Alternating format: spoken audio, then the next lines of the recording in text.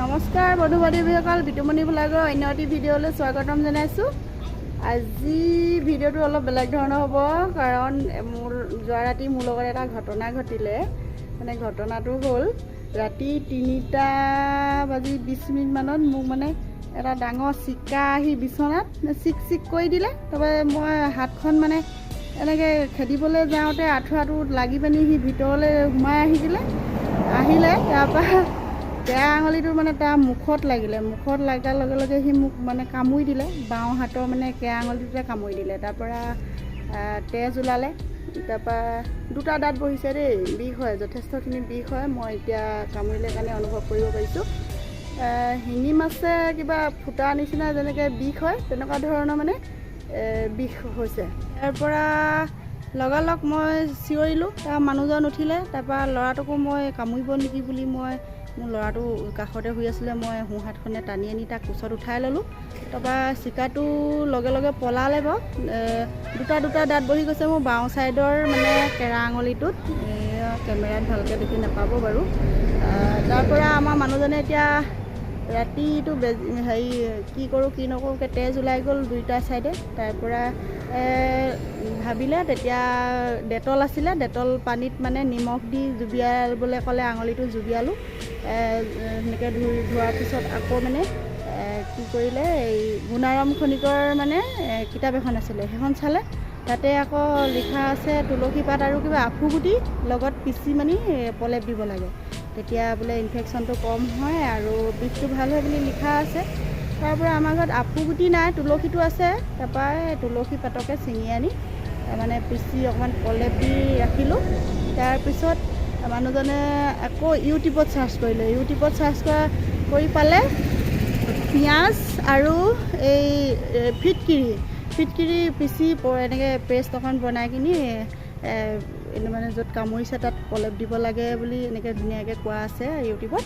তেওঁ চাৰ্চ কৰি পালে। তাৰপৰা আমাৰ ঘৰত ইতিমধ্যে ফিটকিৰি আছিলে আৰু পিঁয়াজ এনেকৈ পিচি কেনে মানে মানুহজনে সুন্দৰকৈ পেষ্ট বনাই পিনি বান্ধি দিলে। তেতিয়া মানে এই শিঙি মাছে যেতিয়া মানে পুতিলে যিটো ধৰণৰ বিষ হয়, সেই বিষটো মানে ৰাতিপুৱালৈ মোৰ কমি গ'ল। তাৰপৰা এতিয়া বৰ্তমান কেইটা বাজিছে, এতিয়া বিষটো নাই, কিন্তু দাঁতটো সোমাই গ'ল যে সেই কিজিককৈ অলপ অনুভৱটো আছে। আৰু সেইকাৰণে সকলোৱে ক'লে ডাক্তৰৰ পৰামৰ্শ ল'ব লাগিব। আচলতে চিকাই, নিগনি বা এন্দুৰ কামুৰিলে আপোনালোকে সাধাৰণভাৱে নল'ব। ঘৰুৱা উপায়টো কৰাৰ পিছতো মানে ডাক্তৰৰ পৰামৰ্শ লোৱাটো ভাল। আৰু চিকাৰে কামুৰিলে মানসিকভাৱে বিকাৰগ্ৰস্ত হোৱাৰ সম্ভাৱনা থাকে আৰু মৃত্যু পৰ্যন্ত হ'ব পাৰে। এনেদৰে জনাসকলে, যিসকলে নাজানে তেওঁলোকক কৈছোঁ। আৰু আমাৰ ককা আইতাসকলে প্ৰায় বতাত তামোল গুচাই মুকলি কৰি থৈ আকৌ ৰাতিপুৱা সেই খোৱা দেখোঁ, কিন্তু তেনেকৈ খাব নালাগে। ৰাতিপুৱা চিকাৰে খায় নে নিগনি খায় তাৰ ঠিকনা নাই। এয়া আমাৰ আদৰ্শ বগীনদী চিকিৎসালয়। সুন্দৰভাৱে পৰিপাটি, পৰিৱেশটো সুন্দৰ, প্ৰাকৃতিক পৰিৱেশো আছে। তাকে এতিয়া ভিতৰলৈ সোমাই যাওঁচোন। ভিডিঅ'টো প্লিজ চাই থাকিব, স্কিপ নকৰাকৈ। কি হয় কি নহয়, মোৰ ডাক্তৰৰ পৰামৰ্শ কি ধৰণে আগবঢ়াই আপোনালোকক শুনাম। হস্পিটেলত দেখালোঁ, কিন্তু মেডিচাইনটো আজি ছানডে কাৰণে নিদিয়ে বুলি ক'লে, কিন্তু হলিডে হ'লে দিয়ে বোলে। কিন্তু আজি মোৰ ছানডে পৰিলে যিহেতুকে, সেইটো কাৰণে মেডিচাইনটো মোক ফাৰ্মাচীৰ পৰা নি দিবলগীয়া হ'ল। আৰু তেওঁলোকৰ নাৰ্ছে মোক পুছ কৰি দিলে, টক্সাইড এটা দিলে আৰু সেইটো মেডিচাইনটো আৰু এটা ইনজেকশ্যন দিলে। তাৰপৰা আমাৰ মেডিচাইনটো আমাৰ ভিনদেউৰ ফাৰ্মাচী আছে, সৰু ভিনদেউ, তেওঁৰ ফাৰ্মাচীৰ পৰা আনিলে। তেওঁৰ দোকানত এভেইলেবল আছে। এয়া ধৰিত্ৰী মেডিকেল হ'ল, ইয়াতে অৱশ্যে ডাক্তৰো বহে। ইয়াতে এভেইলেবল আছে সকলো ধৰণৰ মেডিচাইন।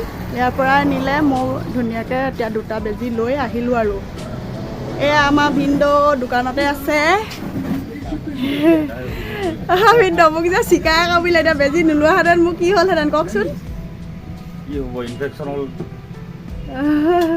সেইকাৰণে ল'বই লাগিব হয় নাই বেজিটো? কৈ দিয়ক আৰু নল'লে কি হ'ব। 3 দিনৰ পিছত এটা দিছে, আকৌ 7 দিনৰ পিছত দিছে। যদি ছানডে পৰে তেতিয়া আকৌ হস্পিটেলত নাপাওঁ বোলে, যদি ছানডে নপৰে তাতে ল'ব পাৰিম বুলি ক'লে ছাৰে। এয়া আমাৰ ভিন্দু ফাৰ্মাচী আদৰ্শ বগীনদী আদৰ্শ চিকিৎসালয়ৰ সন্মুখতে বুলি ক'ব পাৰি। ধৰিত্ৰী মেডিকেল হ'ল, মই দেখাই দিলোঁৱেই নামটো। ইয়াতে সকলো ধৰণৰ মেডিচাইন এভেইলেবল পায়। মই ইয়াৰ পৰাই লাহেকৈ নি ধুনীয়াকৈ 2টা বেজি লৈ এতিয়া ওলাই আহিলোঁ। আৰু আমাৰ বৰ্ণিলক আজি মেডিকেলত কি খুৱাই দিলে, এইটো চাওঁ আঙুলিটো দেখাই দিয়া, এইটো পলিয়ে খুৱাই দিলে। এইটো নকপালিচ দি দিলে হয় নাই, এইটো দেখিলে নে, এইটো নকপালিচ দিলে। দপ কি খালা? দপ খাই ৰং ঘঁহি দিলে। কাৰ লগত গৈ খালা?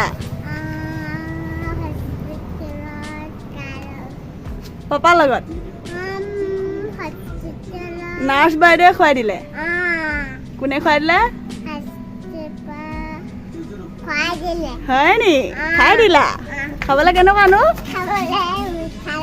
অঁ, এতিয়া হস্পিটেলৰ পৰা বেজি লৈ ওলাই আহিলোঁ আৰু এতিয়া ঘৰৰ মুখে আহি আছোঁ। আৰু তুমি কি ক'বা কৈ দিয়া?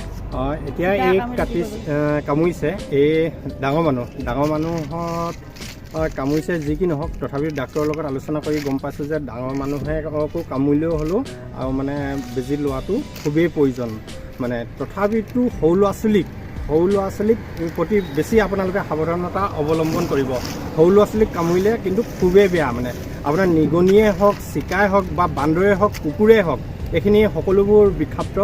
এইবোৰ কামুৰিলে মানে যিটো বেজি দিয়া হয় একেটাই বেজি সকলোকে, খালি পৰিমাণটো বাঢ়ি যায়। এতিয়া এওঁক চিকাই কামুৰিলে বুলি 3টা বেজি ল'বলৈ দিছে টোটেল, কিন্তু কুকুৰে কামোৰাহেঁতেন একেটা বেজিকে 7 বাৰ ল'ব দিলেহেঁতেন, 7টা ল'ব দিলেহেঁতেন। যদি এইবোৰ কৰা নহয়, মানে বেজি লোৱা নহয়, কি হয় মানে মানুহৰ মানসিক বিকাৰগ্ৰস্ততা যে হয়, এইবোৰ কাৰণতে হয়। মানে সকলো বেমাৰ মানে এদিন দুদিনতে হোৱা কথা নহয়, এনেকুৱা কিছুমান কাৰণ লগ লাগি এটা মানে ডাঙৰ ৰোগৰ সৃষ্টি হয়। সেইটো কাৰণে আমি প্ৰতিটো খোজতে, প্ৰতিটো ক্ষেত্ৰতে আমি সাৱধানতা অৱলম্বন কৰিব লাগে। সেয়েহে সজাগ আৰু সচেতনাৰ বাবে ভাবিলোঁ ভিডিঅ'টো বনাব লাগে বুলি। আৰু আমাৰ সন্তানসকলকো, সৰু ল'ৰা ছোৱালীবিলাকো সদায় মানে সাৱধানে ৰাখিব, নিজেও সাৱধানে থাকিব আৰু সদায় সুস্থ থাকক, ভালে থাকক। ইমানকে আগবঢ়ালোঁ আৰু ভিডিঅ'টো বেছি দীঘলীয়া নকৰোঁ। যদি মোৰ ইউটিউব চেনেলত চাই আছে প্লিজ ছাবস্ক্ৰাইব কৰিব, আৰু যদি পেজত চাই আছে প্লিজ ফ'ল' কৰি নতুন ফ্ৰেণ্ডছ হ'ব বুলি আশা ৰাখিলোঁ। ধন্যবাদ, বাই বাই। এটি নতুন ভিডিঅ'ৰ সৈতে পুনৰ লগ পাম। Bye bye.